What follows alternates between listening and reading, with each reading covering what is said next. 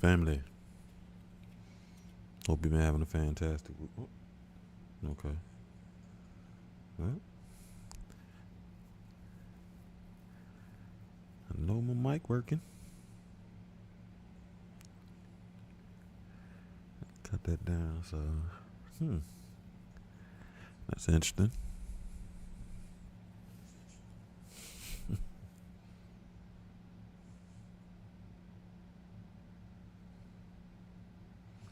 Okay, wrong one.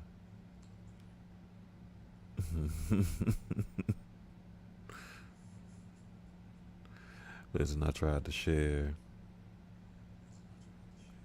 my video on Facebook and wound up sharing the wrong one. It happens. Anyway, family, I hope you've been having a fantastic week.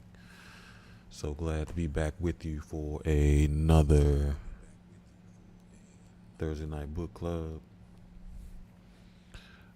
If you're new here, this is Soul Swami Live, where we discuss all things healing in various forms, whether it be through live energy readings, discussions, interviews, homework, and basically learning all the tools that we need to be able to navigate this healing process.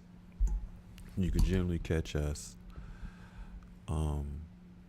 every Tuesday and Thursday on YouTube, Twitch, and Facebook.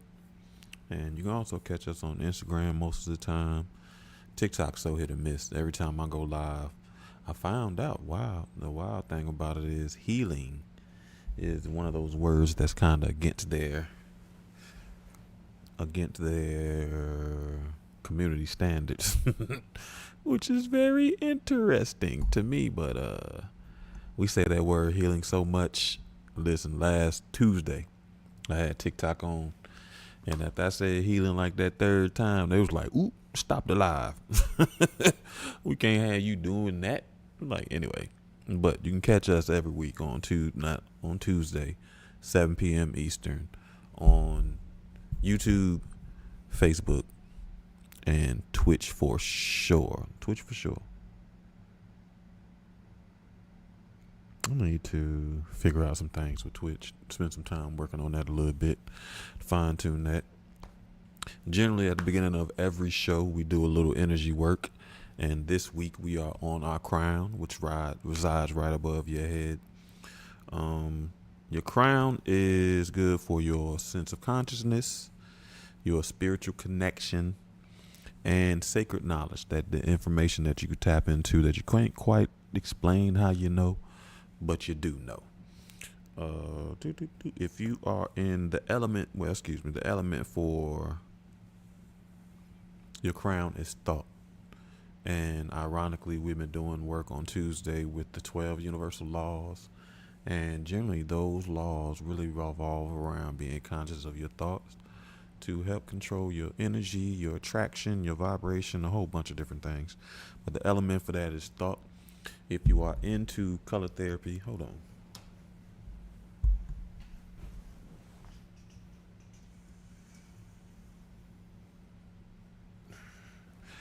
If you are into color therapy, the color for your crown is violet, hence the purple lighting. So if you want to address your crown, you can wear some more purple, sit in some purple lighting, eat some purple food.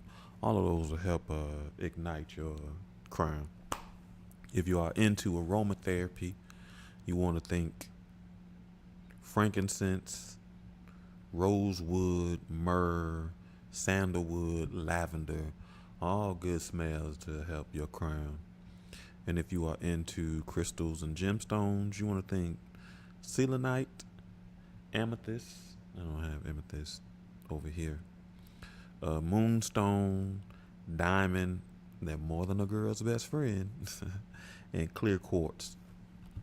All of those are excellent for your crown, to help balance your crown. Next, we do a little sound therapy. I have the rain stick today, so we'll do a little bit of the bowl, a little bit of the rain stick, and then we'll slide into our breath work, which I don't know, I still feel like box breathing, so we're gonna do box breathing again. And I'll explain how we do that once we get there. But right now, just relax. You got some headphones on. This is the perfect show for headphones. You got some headphones on, it's fine. If you don't, just try to make sure you're in a space where you can kind of relax and just allow the sounds to work their magic.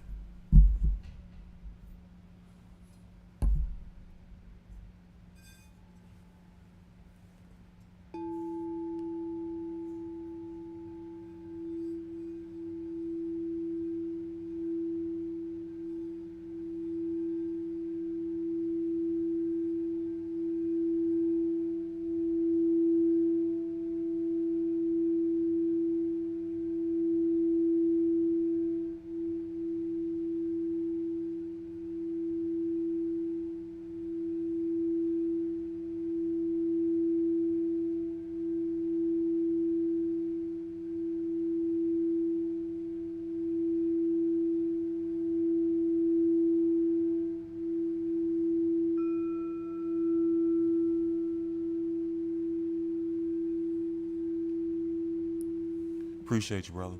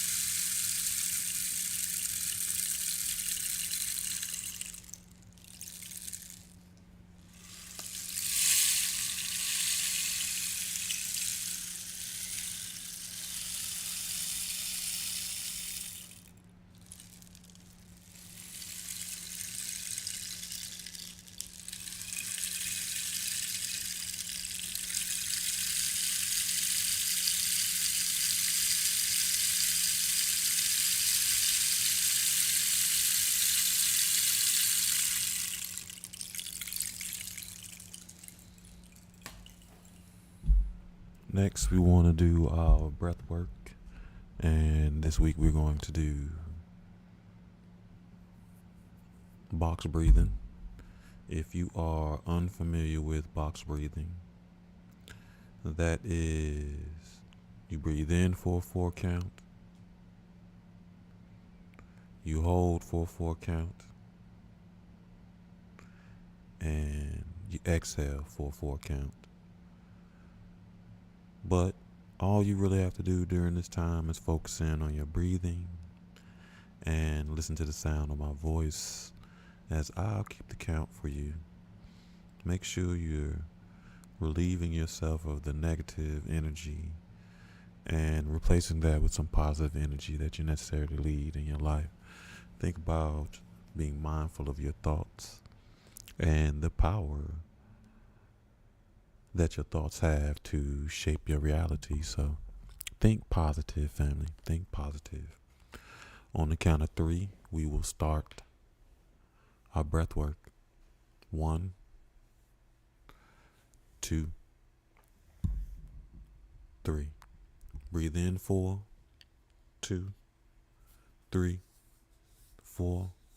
Hold 4, 2, 3, 4. Release 4, 2, 3, 4.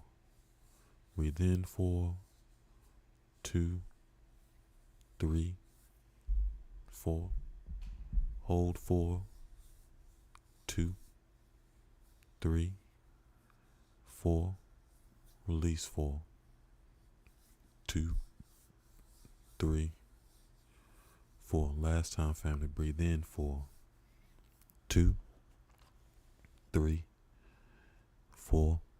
Hold 4, 2, 3, 4. Release 4, 2, 3, 4. Now, as you sit there, being mindful of your thoughts and acknowledging the power that your thoughts have to shape your reality, I want you to repeat these affirmations after me. I am divine.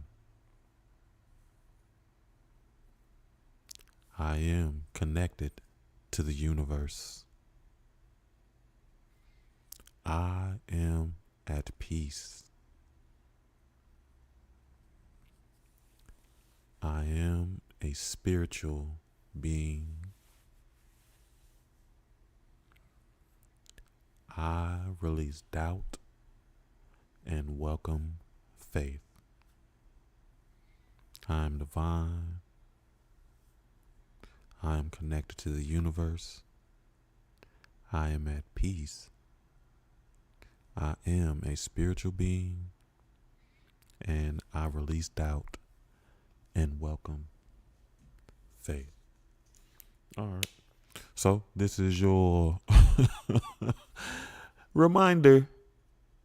If you're starting on this healing path or anywhere on this path for yourself, you can purchase the 7 Spaces of Healing.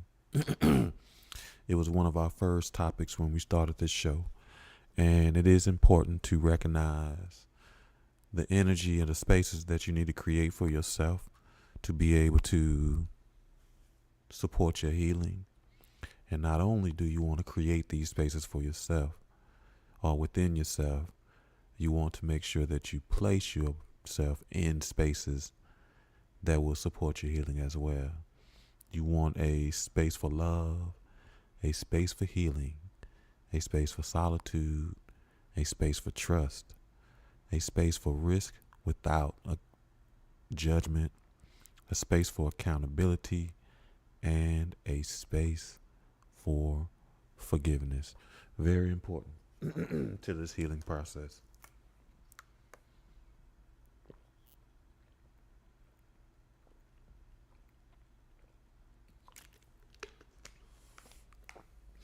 All right, family.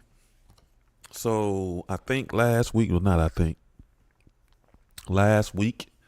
Buddy Lee was able to figure out who probably unalived his son, and it wound up being his ex-wife's new husband. At least he thought. And he went over there and acted a pure donkey. But before he could get to the new husband, his ex-wife's new husband, the police came and arrested him. So he was wound up in the holding cell now, and I think we're somewhere near there. All right, family. Oh, and while he was in the station, the new husband came to see him. So that's where we're at last. We're on chapter 38 if you're reading along with us. So, 38. Buddy Lee tried to jump out of his chair, but the handcuff caught him short.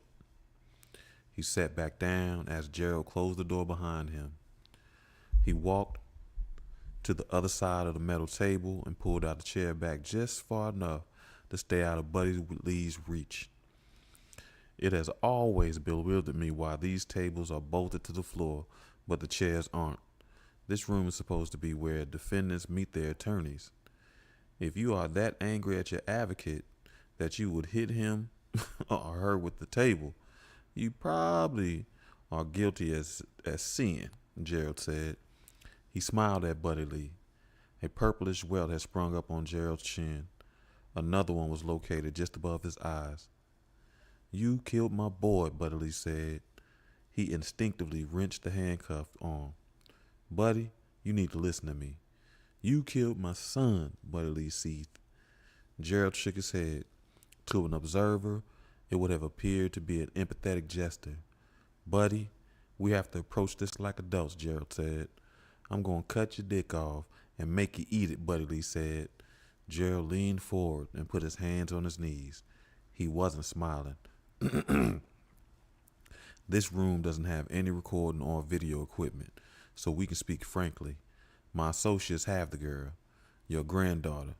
You know where Tangerine is. They will contact you when you get out of here and arrange details of the trade. Hold on.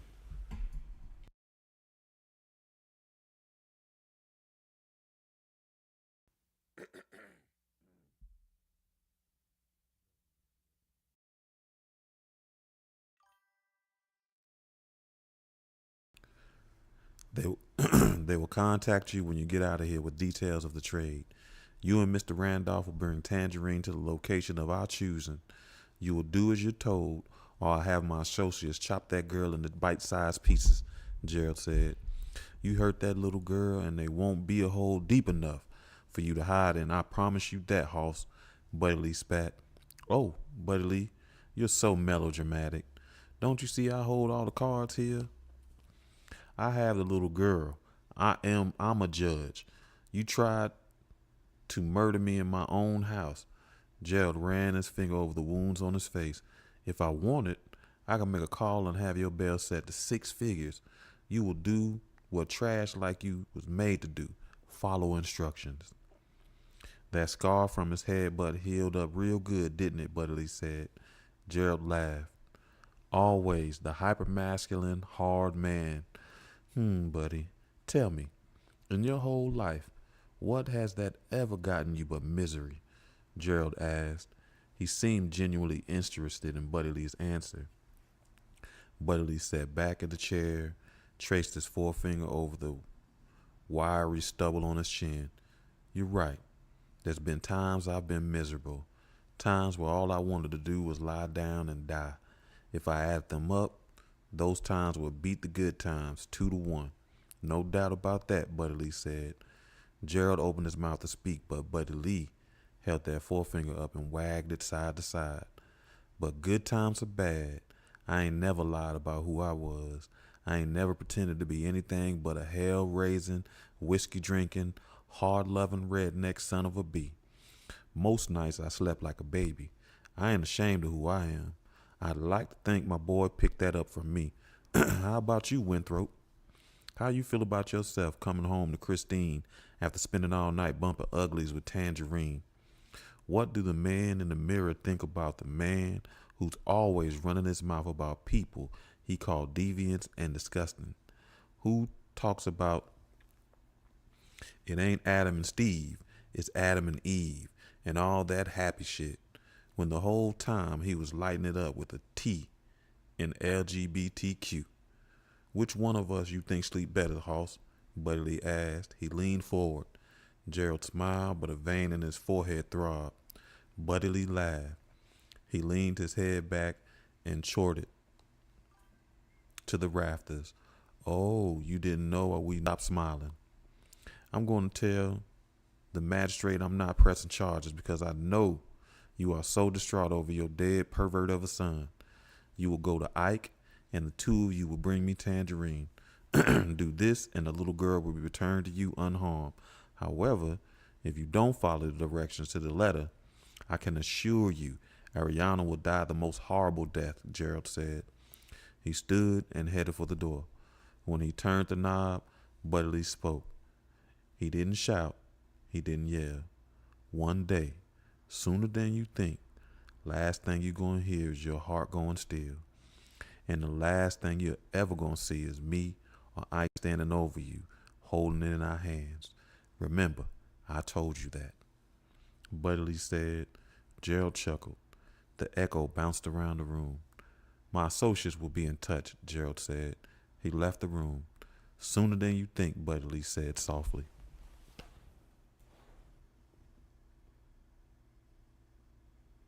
Okay, hold on.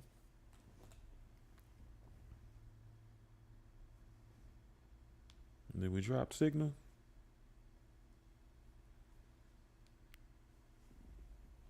Oh no. Is this Facebook?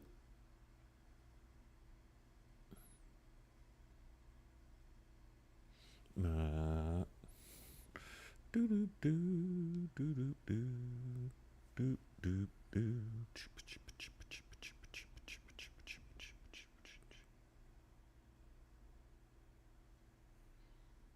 Oh no, let me see what's cracking, family.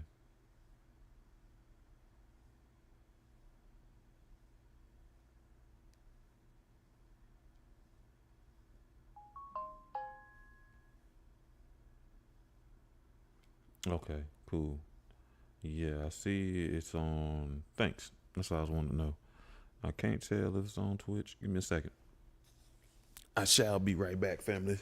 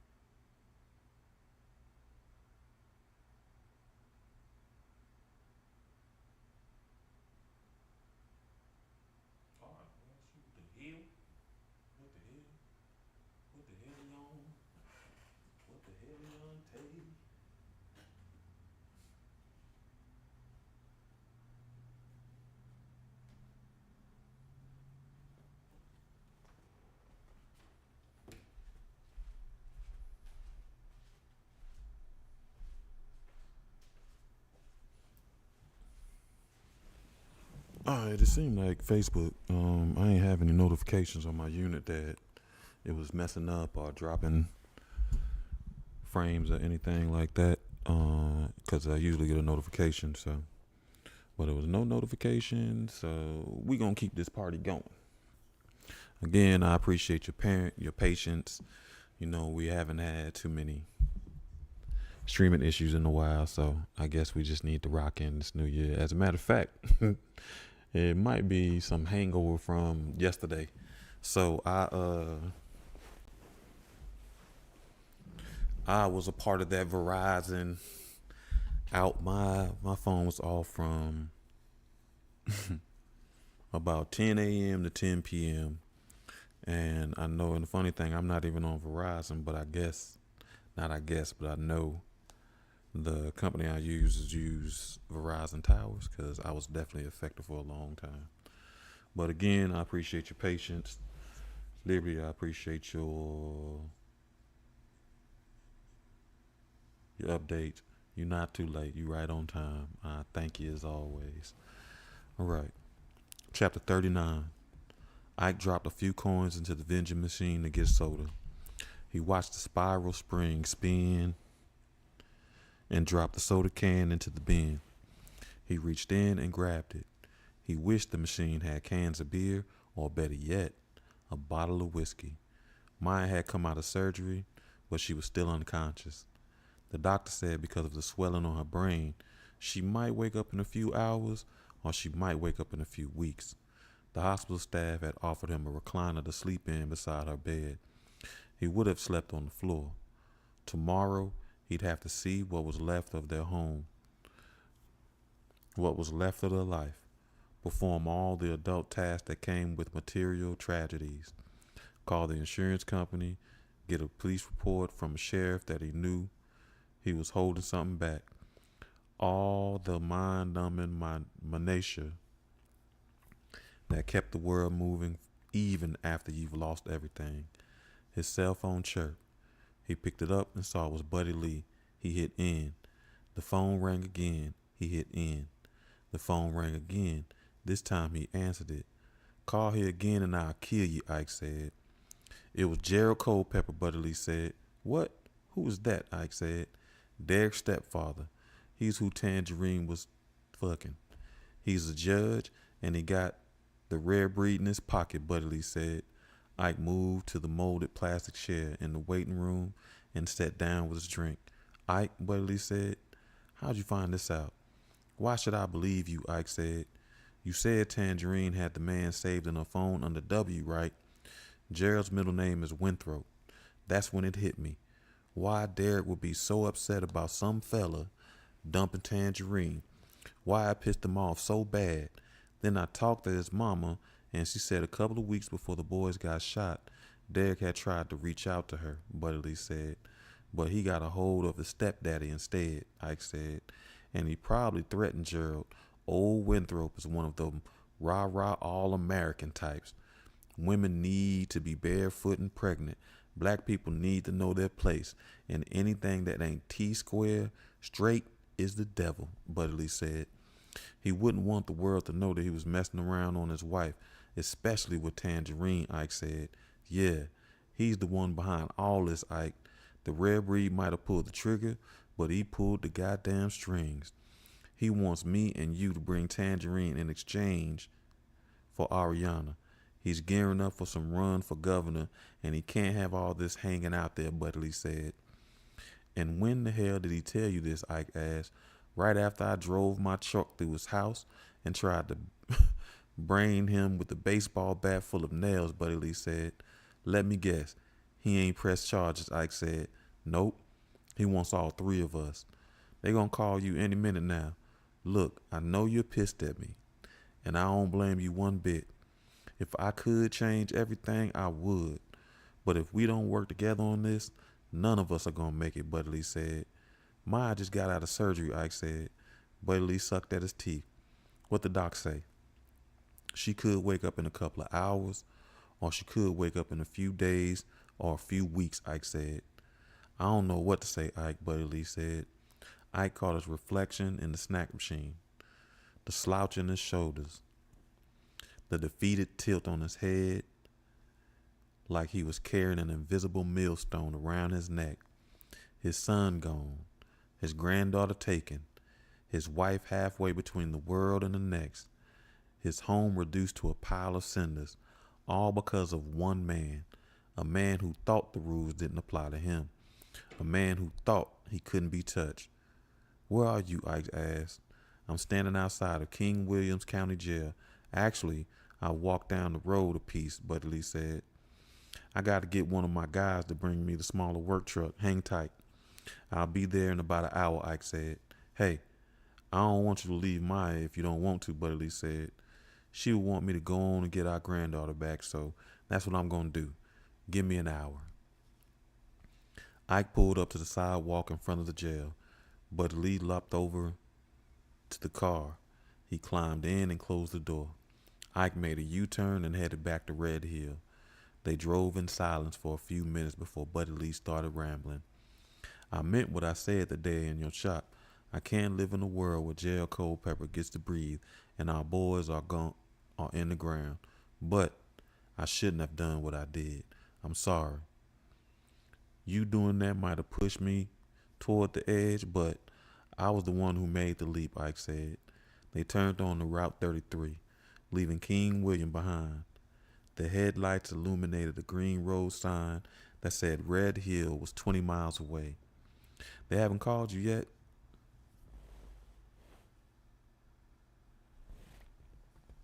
Buddy Lee asked. No, not yet. They probably trying to figure out a good place to bury us all. We know too much about where this Gerald likes to stick his dick, Ike said.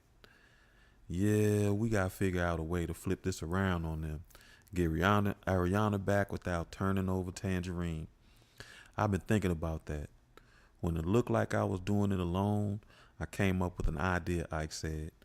Buddy Lee raised an eyebrow. We back on, Buddy Lee asked. This is a mess, but you didn't make it by yourself, Ike said. Okay, what's the play? Buddy Lee asked. You know, I got something we want. They got something we want, and we got something they want. We need something they want more than Tangerine, Ike said. Like what? We gonna steal one of their bikes, Buddy Lee said. No. My first thought was to find out where one of them lives and scoop up one of their old ladies, Ike said. God damn, son. They must clank when you walk, Buddy Lee said. What? Your brass balls. I gotta admit, I like it. They wouldn't be expecting it, Buddy Lee said. Yeah, but now we know who the real head of the snake is. I'm thinking we need somebody closer to the throne, Ike said. He took his eyes off the road and stared at Buddy Lee for what seemed like a full minute. Oh, I see where you're going with this. But I tell you, I don't think Gerald cares all that much about Christine. He can if he was doing what he was doing to Tangy, Buddy Lee said. That's how you really feel? Or are you getting soft on me? Ike asked. If we tell him I ain't telepathic, Ike said. One time Derek told me the only bad thing he ever heard his mama say about Gerald was that he could be a daddy's boy. Buddy Lee said. He loves power, but he loves his daddy more, Ike said. Yes, sir. Derek told me how Gerald and his daddy was thick as thieves and tight as a pair of pantyhose. Gatsby Culpepper is an asshole just like his son. Derek told me Gatsby wouldn't let him call him granddaddy, talking about how Derek wasn't a true Culpepper, so he didn't get that honor.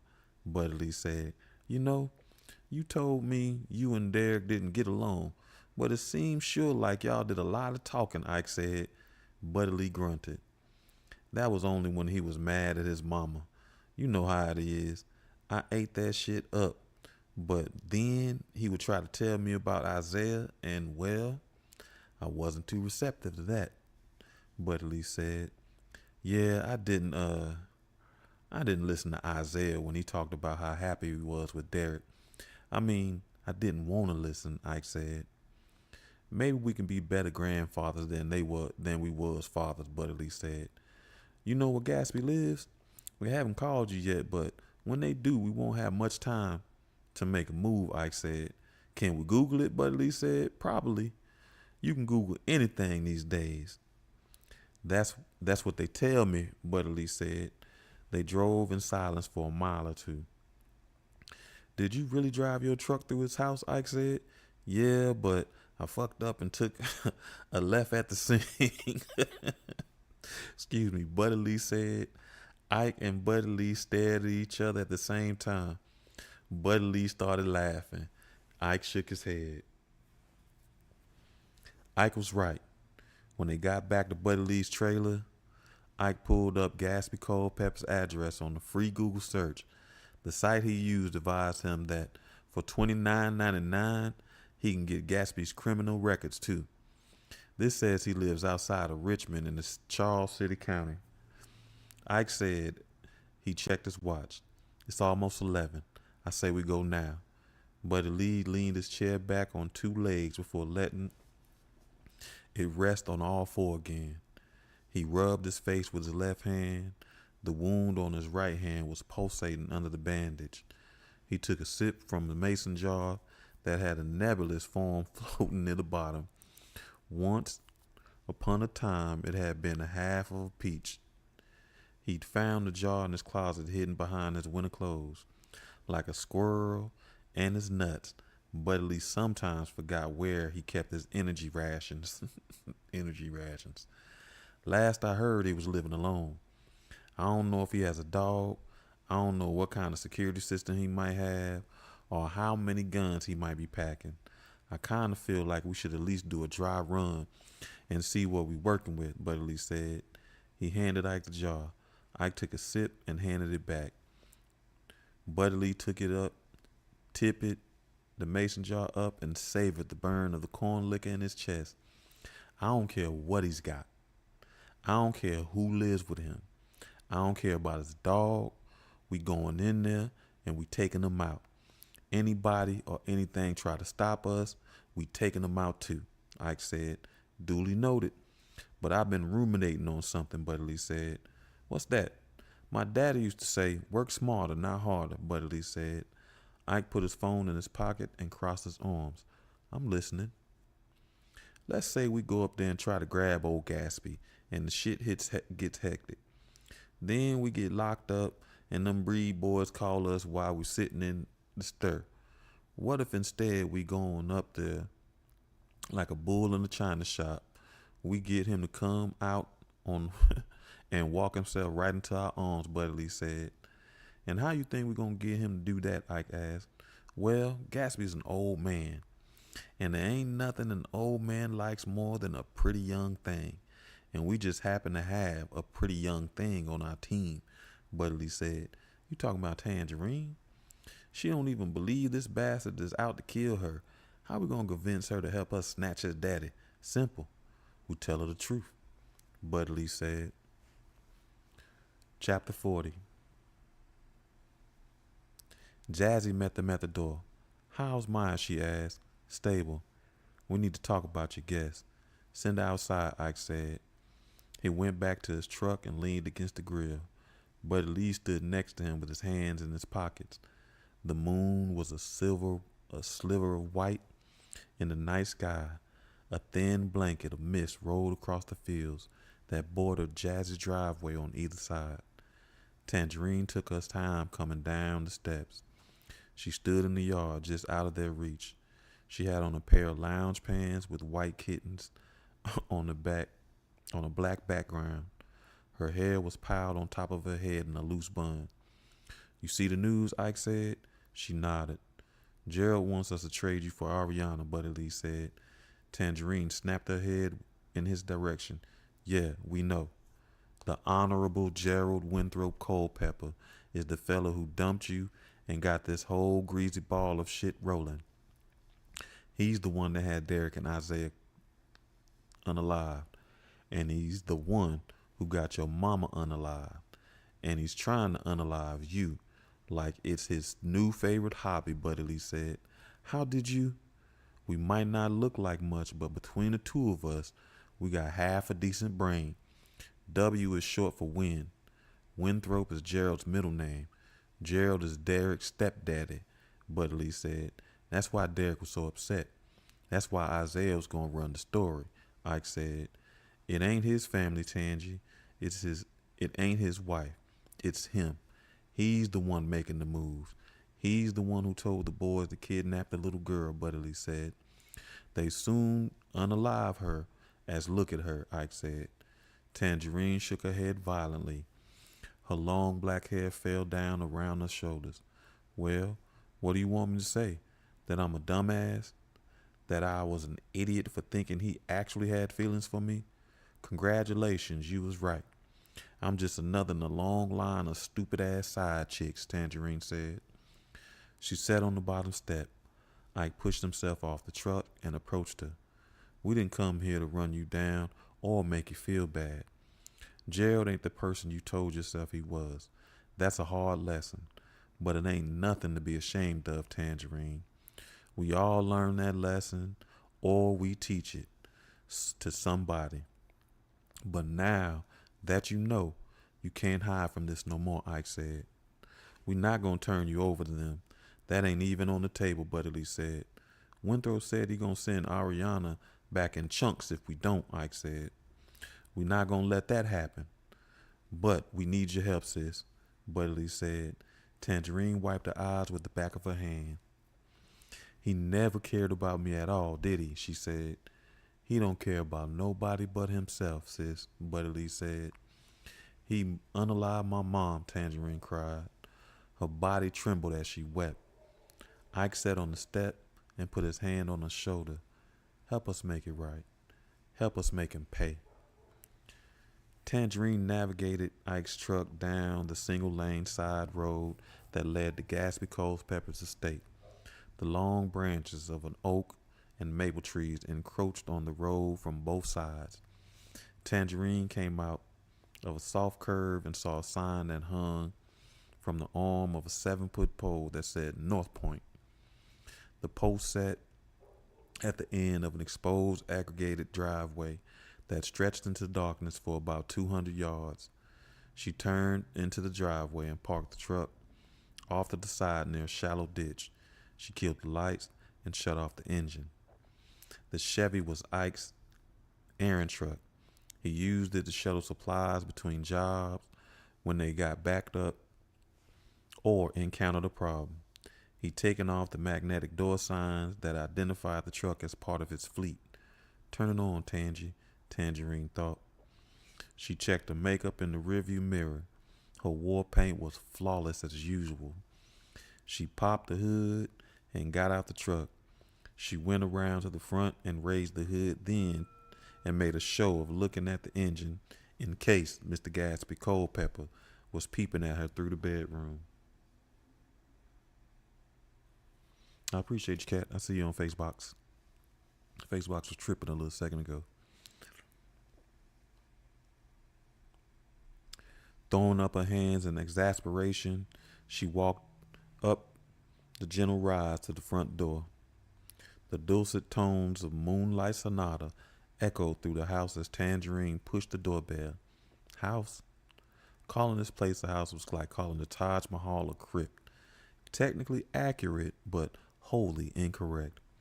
North Point was a 3-story English Tudor monstrosity that spilled over a half-acre, meticulously landscaped lot surrounded by a throng of ancient oaks, maples, and dogwoods. Lights flickered on in the second story, then the first story.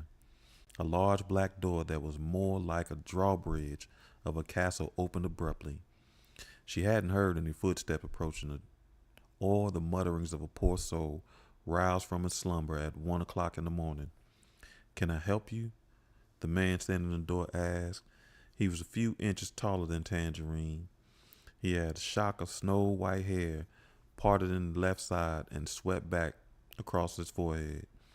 He was wearing a light green golf shirt and tan khakis. He was standing in the foyer that was as big as her first apartment. It led to a great room with a sprawling vaulted ceiling. Tangerine barely noticed. Her eyes focused on the gun in his left hand. It was a huge, Dirty Harry-style pistol with a long barrel that was laid against the man's hip. I said, can I help you? Gatsby asked. Tangerine froze. She tried to force her mouth open to make words, but all she could do was look down at that cannon the old man was holding. Miss? Gatsby asked. Tangerine snapped her head up and gazed into the old man's eyes. They were green with impossibly huge pupils. She swallowed hard. They were not the kindly eyes of a good Samaritan. My car broke down and my cell phone was dead. I was wondering if you can come take a look at it. Maybe it needs a jump or something. I know it's late, but I'm not mechanically inclined, she said. Gatsby gave her a once-over. Tangerine smiled at him. Gatsby smiled back. Even though she was a foot away, she could smell whiskey on his breath. And what do I get in return? Gatsby said.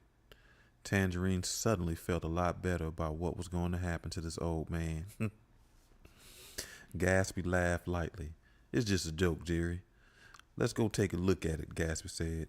He closed the door behind him and followed her to the bottom of his driveway.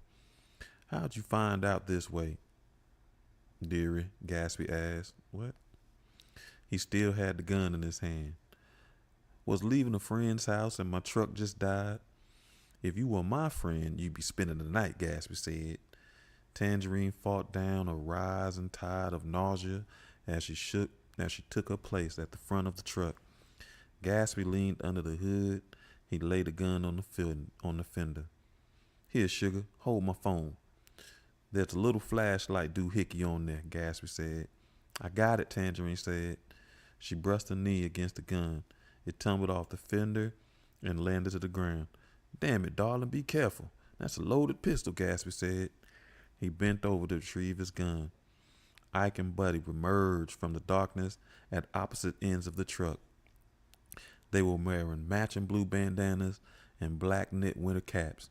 Buddy Lee kicked the 6-shooter out of Gatsby's reach. The old man rose up to his full height. What the hell is this? He asked. His tone made it clear that he was a man who always expected his questions to be answered. Ike struck Gatsby behind the left ear with his right fist. The old man fell to the ground like he'd been hit with a hammer. That was smooth knocking that gun on the ground, Buddy Lee said as he picked up the 44. Can we just get him in the truck and get the hell out of here? Tangerine asked. They tied his hands and feet with zip ties and covered his mouth with duct tape before throwing him in the truck and covering him up with a heavy tarp. Ike got behind the wheel, Tangerine moved to the middle, and Buddy Lee got in the passenger seat. As they left North Point in the rearview mirror, Buddy Lee clucked his tongue. What? I'm wondering if he had video cameras, Buddy Lee said. We got on masks, Ike said. I don't, Tangerine said. You see that house? If he has a camera system, it's probably one of them fancy ones that's hooked to a smartphone. We'll just make him erase it, Ike said. How you gonna make him erase it? Tangerine asked. Ike glanced at her. The question died in the air between them. By the time they pulled up to Buddy Lee's, it was a little after 2. Ike backed up to the door and put the truck in park. When he killed the engine, Buddy Lee hopped out and opened his door. Tell me if you see anybody looking, Ike said when they joined him at the tailgate. Hey, Captain, Buddy Lee said. Ike moved the tarp and gripped Gatsby by his golf shirt. He pulled the man out of the bed and into Buddy Lee's trailer in one smooth movement. Even as the older man twisted and bucked, Ike tossed him on the floor in front of Buddy Lee's sofa. Gatsby groaned behind the tape. Buddy Lee told the duct tape on Gatsby's mouth. Shit, there really are 1,000 uses for this stuff, Buddy Lee said. Yeah, I've used it to stop a leak on a lawn sprinkler, Ike said. No shit, Ike said. Buddy Lee blew air over his lips. He bent over Gatsby. He patted his pockets till he found the old man's phone. I figured between the two of us, we can dope out how to erase this thing. After that, what's your next move, Buddy Lee said. I'll take Tangerine back. Then we wait for them to call and tell us where they want the exchange. They're going to have all kinds of demands. Now we got something Gerald wants more than he wants Tangerine. Now it's time for us to make a few demands of our own, Ike said. What if they don't go for it, Buddy Lee asked. Gerald will go for it. Everybody good son wants to save their daddy. I know that's right. Ike pulled into Jazz's driveway and stopped the truck. Tangerine was resting her chin on the back of her hand. Ike put the truck in park. It don't look like he had a camera system. There won't no app on his phone or nothing. At least none, not one me and Buddy Lee could find, Ike said.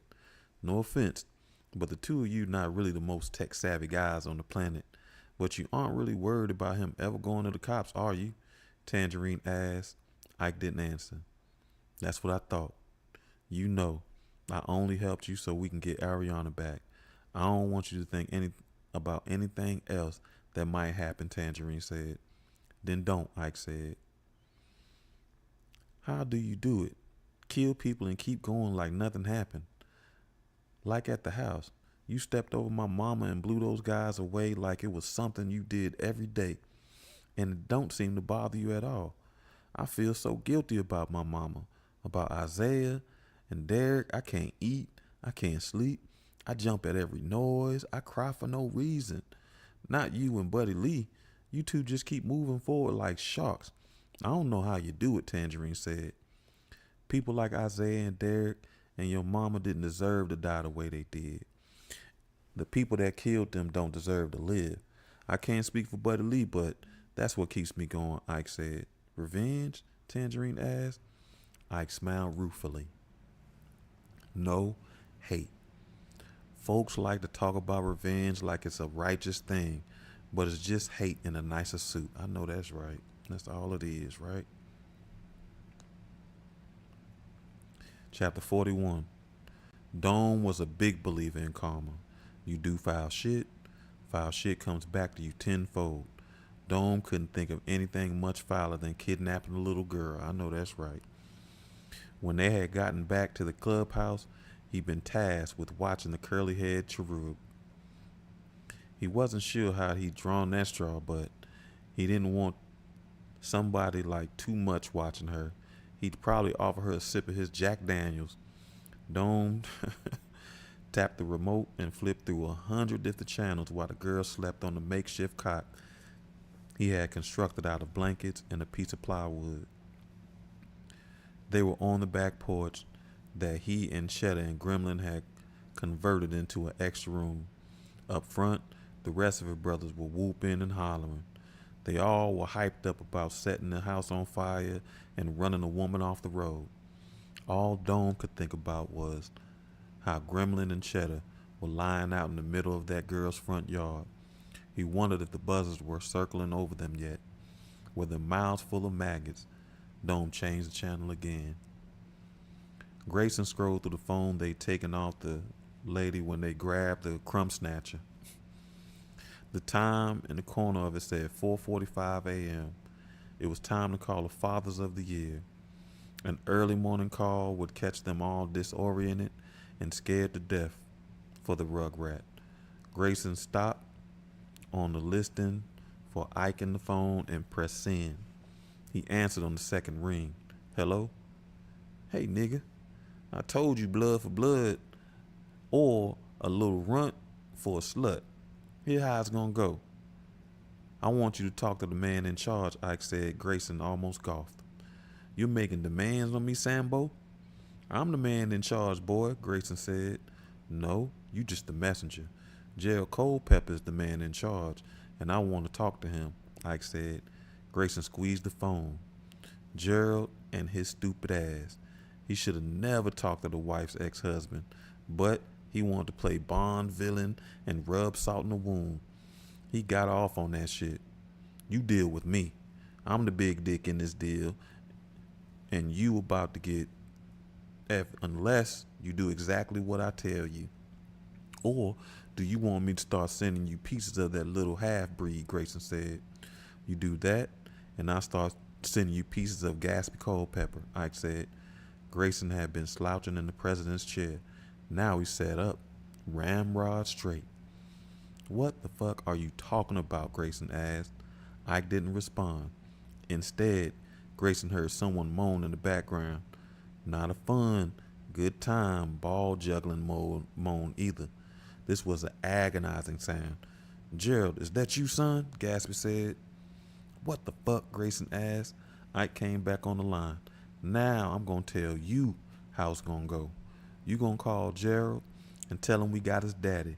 Then you call us back and we'll tell you where we going to meet.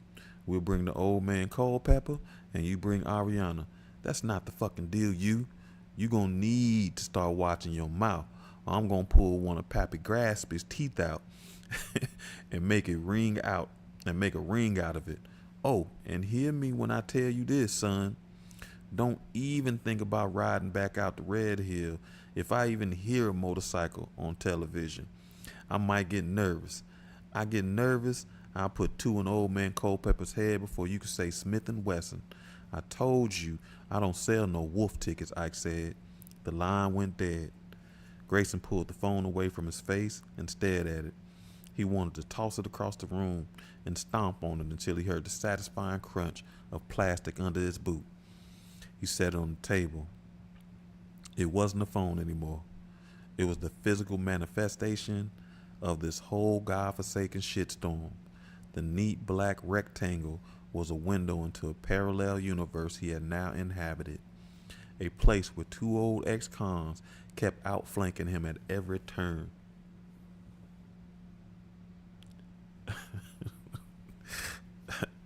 I did like the ball juggling moan and that I don't know how you walk with that clinking sound. That was hilarious. Grayson got up and grabbed a toolbox off the shelf in the back of the garage. He rummaged around until he found a short, stubby carpenter's pencil. He pulled a receipt out of his pocket from Hardee's.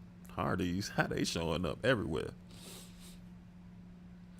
He pulled out, he went back to the table and jotted down Ike's number. He folded the receipt and put it in his back pocket. He grabbed the phone and walked outside. A few of his brothers were milling around the yard. A few were leaning against their rides with some bunnies on their laps. Grayson put the phone on the ground. He took a step, pulled his .357 from the small of his back, and pumped 6 bullets into the phone.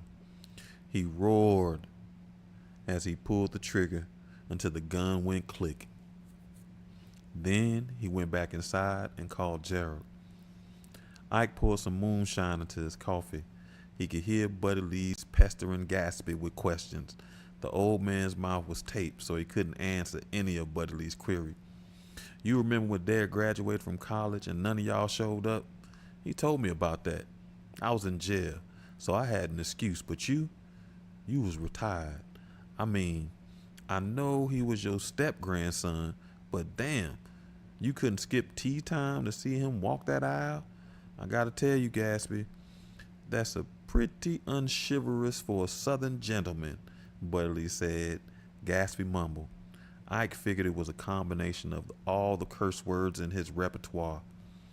Ike's phone rang. Ike touched the screen and held it up to his ear. Listen to me, you goddamn savage. My father has nothing to do with what's going on. You let him go, and I mean right goddamn now. And maybe, just maybe, I won't have Grayson slip that mongrel's throat, Gerald said. I'm getting sick of you telling your boys about your mouth, Ike said. He snapped his fingers, and Buddy Lee grabbed Gatsby and pulled him into the sitting position. Ike came into the living room. Don't you worry about my mouth. Worry about that little girl, Gerald said. Hey, son, you hurt one hair on her head, and I'll make sure your daddy dies screaming, Ike said. I want to talk to him, Gerald said. You get 5 seconds, Ike said. Buddy Lee ripped the tape off Gatsby's mouth. Ike held the phone to his face. Gerald, Gatsby said. Ike pulled the phone back, and Buddy Lee slapped the tape back over his mouth. He's alive. Ariana better be too, or you're going to have to bury your daddy in a coffee can, Ike said. You bring him and Tangerine too. Gerald tried to say, but Ike cut him off. No Tangerine. Just your daddy and Ariana. That's how it works. We'll call you back in an hour, Ike said. He hung up the phone. You pushing them hard. What if they hurt her, Buddy Lee said. Ike put his phone in his pocket. They won't. We got to his daddy. Right now, they know we're willing to do anything. They hurt that girl. They don't know what we'll do next. Now we got to figure out a place to meet them. And we gonna need guns. Lots of guns, Ike said. Buddy Lee sucked his teeth. I think I can kill both them birds with one stone. But we got to talk to some folks. What we gonna do with him, Buddy Lee asked. We'll chain him to the sink in the bathroom, Ike said. You come up with that one quick, Buddy Lee said. This ain't my first rodeo. I know mine neither. You got a talent for it though, Buddy Lee said. Unfortunately, Ike said. Turn here, Buddy Lee said. The rising sun bounced off the metal sign attached to the chain link fence. The sign said Morgan's Marina. in big, bold black letters against the white background. Ike drove through the open gate and pulled up to a narrow building with the board on batten siding. Beyond the building, a long salt-treated dock extended into the Chesapeake Bay. On each side of the piers were about a dozen slips with boats and yachts of various sizes and levels of ostentatiousness. Ike put the car in park. "All right, now it's your turn to stay in the car," Butterly said. "You gonna be all right in there by yourself?" Ike asked. "He might be a gun runner and crazy right-wing militia maniac, but he's still my half-brother." "I'll probably be all right," Butterly said. He climbed out the truck and headed for the office of the marina. A sleigh bell clanged as he entered the building. A couple of good old boys were paying for some bait at the counter. Chet rang them up, glanced at Buddy Lee, then handed them their change. The men nodded at Buddy Lee in an almost unconscious gesture of sudden hospitality. When the men left and Chet were alone, "You should know better than to bring somebody like that to my shop," Chet said. He gestured to the parking lot. Ike was standing next to the trunk on his cell phone. "Oh, I forgot you don't like Virgos," Buddy said. Che grunted. "What you want, Buddy?" he asked. Che was a tall, rangy like Buddy Lee, but he had a thick mop of white hair and a wisp of a beard to match. A "Live Free or Die" tattoo undulated on his bicep as he flexed his arm. His gray t-shirt already had sweat patches under the arms, and it was only 8:30. "I need a favor," Buddy said. Chet came from behind the counter. They were only a foot apart.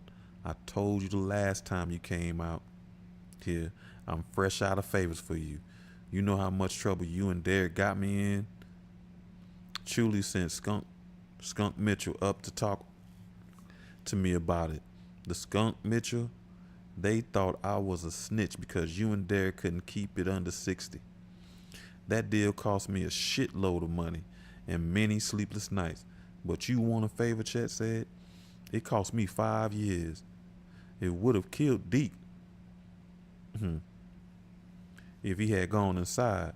But since you brought that up, didn't the state drop them weapons charges against you after me and Deke got pinched? Huh? Ain't that a coincidence, Buddy Lee said. Chet glowered at him, but Buddy Lee hit him with his 10-kilowatt smile. Don't worry, I never mentioned that to nobody. I mean, who would believe it anyway? Would no man worth a dime drop a dime on his own brothers to save his own worthless hide, right? Raw blood, might be rotten blood, but it's blood all the same. But that's water under the bridge right now, ain't it, Hoss? Buddy Lee said. Chet pulled out another container of skull out of his pocket and put a chunk in his mouth. Ain't nothing I can do for you, buddy, Chet said. Buddy Lee fingered a bright orange and red lure hanging from a carousel near the cash register. It became a poor man's kaleidoscope as it spun. You want to be mad at me because Skunk made you shit your pants? That's fine. I can take that. You want to be pissed I cost you a payday? I'll take that too. Although I have my suspicions about that. What I can't take, what I can't abide by, is you turning your back on Derek. He was my son. He was your nephew. So me, dirty no-count sons of bees, shot him down like a dog. Here I am circling in on the cowards that done it, and all I need is the keys to that place you got down in Matthews. All I need is a place to work. And you saying you can't do that for me? Then don't do it for me. Do it for Derek. Do it for him, Buddy Lee said. Che walked back to the counter and pulled a styrofoam cup from under the shelf. He spit a huge dollop of dark liquid into it. Your son the Che didn't get to finish the epitaph because in one smooth motion, Buddy Lee jumped forward and opened his knife, closed the distance between them, and put that blade on his neck. No, not that word. Not anymore. Not about my boy. I used it enough myself when he was alive. That word is dead for me now, Buddy Lee said. You put a knife to my throat, Buddy Lee? You better play the fiddle with that son of a bitch. Come into my house and put a knife to my throat and bring a spook with you? You ain't shit, Chase said. Buddy Lee saw his own eyes in his brother's, the corrosive rot of the rage that had both inherited from their father. You talk all that shit about being a patriot and a warrior, but when I came to you about finding the people who did Derek, you acted like I asked you to rope the goddamn wind. He was your nephew, but you couldn't be bothered. I tell you what, that man out there done rolled with me harder and deeper than you ever have. He's the brother I should have had, but you can fix that now. You can help me make this all right. So you can either hand me them keys or I bleed you and take them. But I promise you, one way or another, I'm leaving here with them. Che bared down his brown teeth like a rat. Buddy pressed the knife deeper into the flesh and of Che's throat. We gonna settle it up later, brother, Che said. He shook a key chain with 2 keys attached to it. It had appeared in his hand as if by magic. Buddy Lee plucked the keys from his grip. He backed away from him while still pointing the knife at him. The handle of the door pressed into Buddy Lee's back. He closed the knife and put it in his back pocket. I'm gonna fuck you up, buddy. You better watch your goddamn back, Chase said. Life beat you to it, brother, but you more than welcome to try to take your turn. Buddy Lee climbed in the truck. I got in and started the engine. You all right, Ike asked. Buddy Lee shoved the keys in his pocket. I was thinking about how the good die young, Buddy Lee said. I guess that's why we're still here, Ike said as he put the truck in gear. Let's go check this place out. Get a lay of the land, so to speak. I've been there once, but it was a long time ago. I want to see the dance floor before we cut a rug. All right, family. We'll stop right there and pick up where we left off next week. I hope you have a fantastic weekend. You can join us on Tuesday as we continue our discussion of the 12 universal laws. Well, we just did the law of correspondence. We on the law of attraction now. We might spend a couple of weeks on that because it's several different laws that match with the law of attraction. And again, you can catch us at Tuesday and Thursday at 7 p.m. Eastern. Again, I appreciate your support. And before we go, let me remind you of our affirmations. So again, we were working on our crown, and that is your thought. So remember, you are divine. You are connected to the universe. You are at peace. You are a spiritual being. And you release doubt and welcome fear. I appreciate you, family. Don't forget 7 Spaces of Healing available now on Amazon. And I will see you Tuesday. Peace.